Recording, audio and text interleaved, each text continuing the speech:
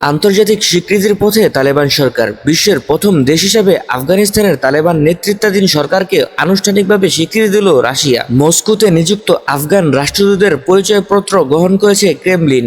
এ উপলক্ষে রাশিয়ার রাজধানী মস্কোর আফগান দূতাবাসে উড়ানো হয়েছে তালেবান সরকারের পতাকা। এই ঘোষণা আসার পর আন্তর্জাতিক মহলে শুরু হয়েছে নতুন আলোচনা।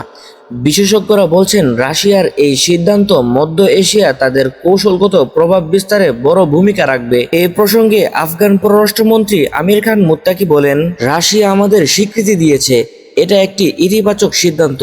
আমরা আশা করছি এই প্রক্রিয়া এখন অন্যান্য দেশেও ছড়িয়ে পড়বে। এর আগে চলিত বছরের এপ্রিল মাসে রাশিয়ার সুপ্রিম কোর্ট তালেবানকে সন্ত্রাসী সংগঠনের তালিকা থেকে বাদ দেয়। এটি ছিল তালেবান সরকারকে স্বীকৃতি দেওয়ার পথ প্রশস্ত করার প্রথম পদক্ষেপ। তবে এখনো পর্যন্ত কোনো পশ্চিমা দেশ তালেবান সরকারকে আনুষ্ঠানিক স্বীকৃতি দেয়নি। নারী অধিকার ও মানবাধিকারের বিষয়ে উদ্বেগের কারণে পশ্চিমাদের মনোভাব এখনো অনিশ্চিত। রাশিয়ার এই পদক্ষেপ শুধু রাজনৈতিক নয়, বরং অর্থনৈতিক ও আঞ্চলিক ভারসাম্যের দিক থেকেও তাৎপর্যপূর্ণ। তালেবান সরকারের জন্য এটা একটা বড় কূটনৈতিক অর্জন। বিশ্ব এখন দেখছে রাশিয়ার দেখানো পথে আরও দেশ এগিয়ে আসে কিনা। ইফতেখারুল ইসলাম, মুফিদ, বাংলা নিউজ।